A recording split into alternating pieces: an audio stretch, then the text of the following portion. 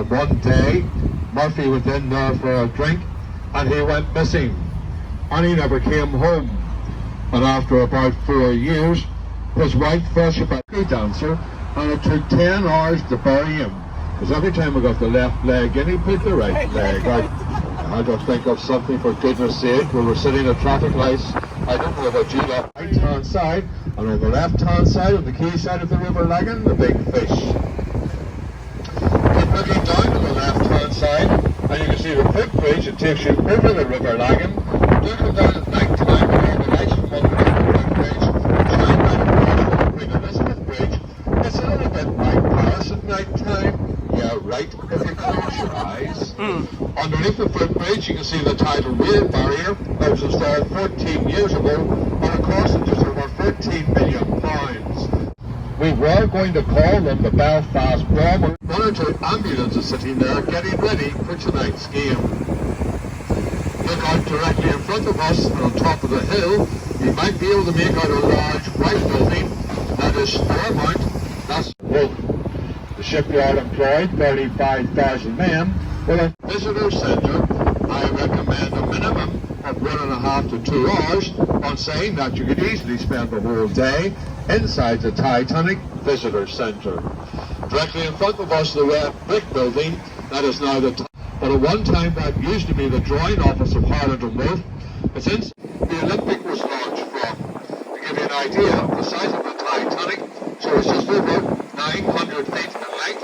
She was 95 at the Battle of Jutland, just off the coast of Denmark. It was one of the most decisive battles during the First World War, with a heavy loss of length, and had to be extended by a further 45 feet to allow the Titanic to be brought in. I want you to look up on top of it, and you can see it looks like 3 large funnels. They're all being designed to look like, because about 3/4 of a mile to the left-hand side is the George tall glass building. That is the Opal Tower. That's what they did one Sunday morning, packed it full of explosives. Back in 1972, often considered the worst year of the Troubles. And that wall would reflect that. The right-hand side, the second statue in, is the only statue. The statue faces East Belfast because Titanic was built in East Belfast. It also has got the names of 22 local people on the side of the statue, one of those being Thomas Andrews, the designer of the Titanic. And the City Hall is simply known to us locals as the Stone Titanic. That's the City Hall. The brickwork. You'll see the new brickwork and the old brickwork. 1972, there was a 500-pound car bomb off here, practically destroying the whole side of the Opera House. This is not a joke. Guess what was being shown in the Opera House when the bomb went off? I'll start it, you guys can finish it. Chitty chitty, bang bang. That's the Opera House just immediately to our right. Or, even if you didn't have a look, it's got the world's longest marble bar. It has its own private drinking booze. You go in, close the door. People can't hear what you're talking about. It doesn't have electricity. Runs off gas lights. Building that has been voted the ugliest building anywhere in the whole of Ireland. 38 years of troubles, and nobody ever thought to stick one underneath that one.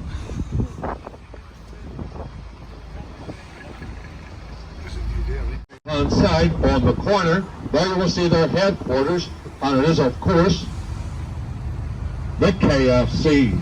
Probably responsible for more deaths than the Troubles themselves. And if you get yourselves a bargain bucket tonight, folks, chuck it away. And it's run by some dude called the Colonel. You can just imagine the problems I had, but at least he saw the funny side of it, and he gave me a free luncher for my lunch. Mazzini, and of course a politician, David Trimble, now Lord David Trimble of Lisnagarvey. You can of course walk in through the front door, turn left, and that will bring you into the Norton Art Gallery. It has been voted one of the best art galleries anywhere in the street. First World War, Second World War, and of course the recent troubles here in Northern Ireland. For sport you might be interested in. Now could I just... So absolutely No photography, ladies and gentlemen, this part of the tour. I'm easily offended. Just look out directly in front of us. Ladies, if you're not easily offended, you'll find your binoculars underneath your seats. Third window coming up to the left, ladies. Gentlemen, second window on the right-hand side. You won't need your binoculars. Give you an idea of the price of the houses in this part of the city. You'll be talking right about £300,000 upwards.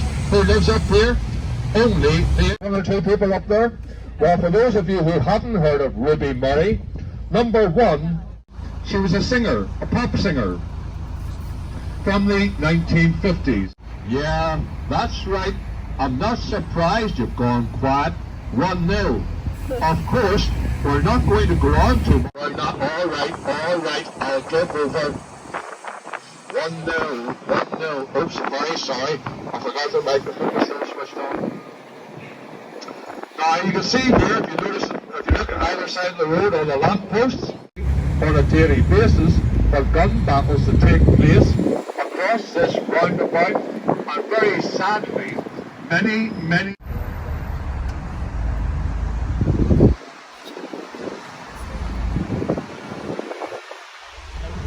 colour of the South of Ireland or the Republic of Ireland. Look directly in front of us, you can see this little another paramilitary organisation. So we'll see many more of these flags in just a few minutes.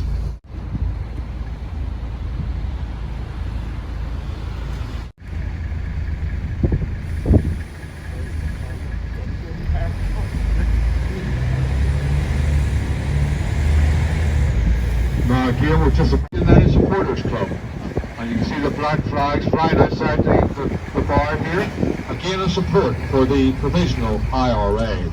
This is just coming up here on the right hand side. You also notice the street signs in English. It gets younger and younger until eventually you come outside the Children's Hospital, and that's where you'll find the image of a newborn baby. 1916. It's just coming up here on the left hand side, where you see the GPO. That's it, just immediately to our left. On your left hand shoulder, and now you will see the mural for Bobby Sands. He was the first hunger striker to die. He was 27 years of age.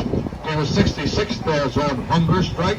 He was voted into County Tyrone of Fermanagh as an MP, though he never took his seat in Westminster, nor did he ever have to take the oath that other MPs into English means ourselves alone. Coming up, it says, in my country, we go to prison first and then become president. The one with all the people's faces, that is to remember the Easter Rising of Dublin of 1916, right through to the 30th anniversaries of the 1981 hunger strikes. The next one is for 5 members of the INLA, the Irish National Liberation Army, that lost their lives during the Troubles. The next one is for the Spanish Civil War, 1936 to 1939. The next two are for the Third World. You've one there for Fidel Castro. You've one there for the Irish language. You've one there for the Falls Road curfew of the early 1970s. You've one there for solidarity between prisoners of war between Palestine and Israel. You'll see the prisoners shaking hands through their prison cells. You've got a climatized change mural which affects everybody around the world. And the very last one is Frederick Douglass. He stopped the slave trade coming into Ireland. It's practically almost impossible to try and keep up with these murals. They're constantly changing with different conflicts throughout the world. Lost their lives during the Troubles, the Spanish Civil War. Next two are for the Third World, and then you have Fidel Castro. Next two are for the Irish Language Act. You've one there for the Falls Road curfew of the early 1970s, and then you can see the prisoners shaking hands through the prison cells. That's for solidarity between Palestine and Israel. Climatized change mural which affects everybody around the world. And the last one, Frederick Douglass, he stopped the slave trade coming into Ireland. You can see the gates in front of us. You're now just leaving the heartland of the Falls Road. Through the next set of gates, you're now in the heartland up the Shanker Road. Look down to the right hand side, you'll see how quickly the murals change You'll see one there to remember the men from the 36th Ulster Division that lost their lives in the Battle of the Somme, the 1st of July 1916. Those gates we just came through, they will close at 6 o'clock this evening of the North and West Belfast Peace Wall. It zigzags for 13 miles between the two communities, right up to the mountain that we will see as we make our turn. Coming up on the right-hand side, you've got 5 streets. You've got Cooper Street, Conway Street, Watersfield Street, Cashmere Road, and Bombay Street. And on the 15th of August, 1969, there was 500 families were burnt out of their homes. Catholics had to leave Protestant areas, and Protestants had to leave Catholic areas. The peace wall to our left, that was an idea by the British government. If they can't see each other, then they can't shoot each other.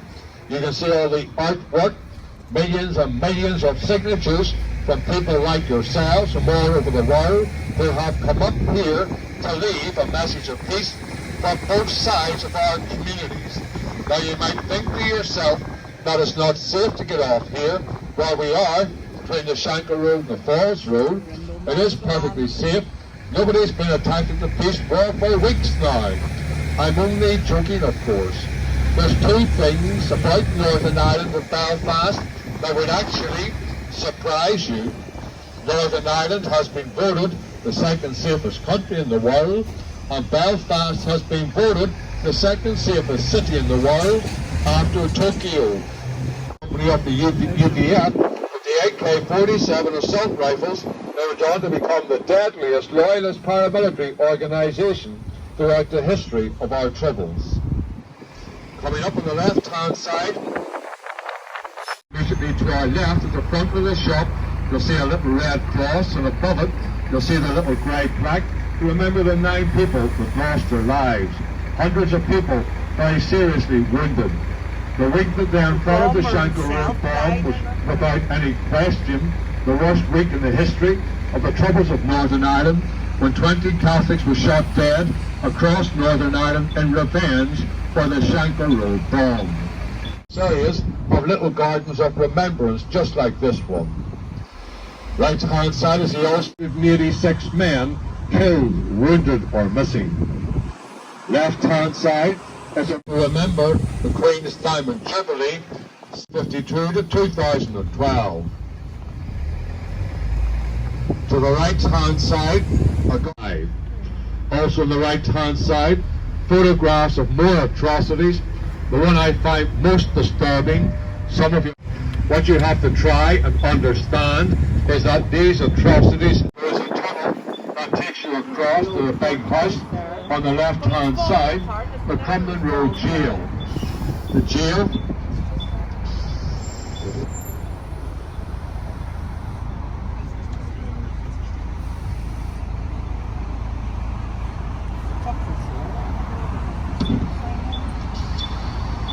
wings. A wing was for the Loyalist prisoners, B wing was for the Republican prisoners, and C and D wing, that was for the ODCs. ODCs, ordinary decent criminals. We had to stay somewhere. Our friend, 3 hours after he was hung, he was found out to be innocent, but too late, tough luck, he was dead. Does it really matter or matter? Just get yourself in there and get yourself sorted out. I was in this hospital back in 1976. Marie Drum, who was vice president of Sinn Féin, she was taken ill. She went into the hospital to receive eye surgery. Loyalist gunmen dressed up as doctors walked into the hospital and shot her dead. So it just lets you see that even hospitals weren't safe during the dark days of our troubles. Each other. In the middle of the roundabout you can see the grey CCTV camera pole, and those cameras we can see, again sadly, they are bulletproof.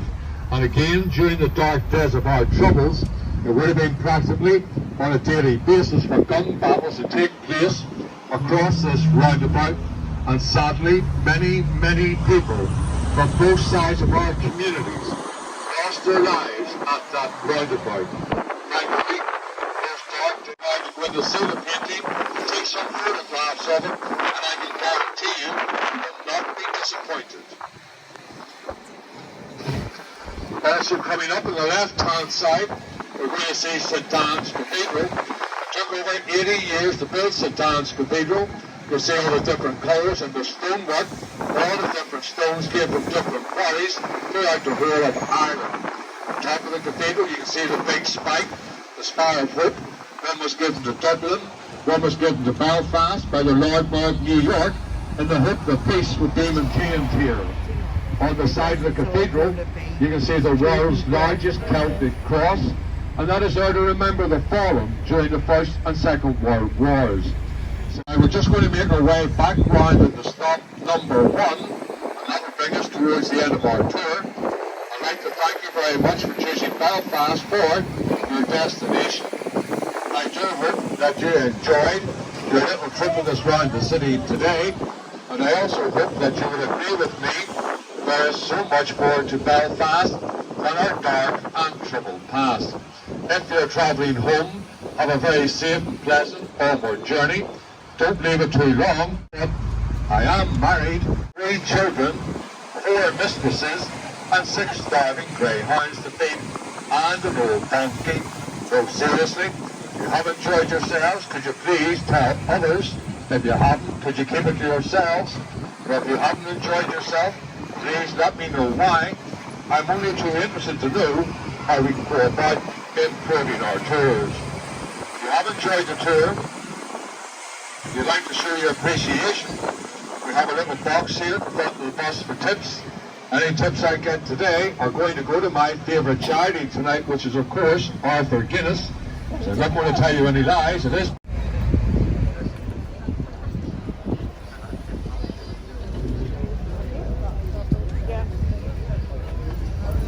Okay folks, that's us safely parked up. Thank you.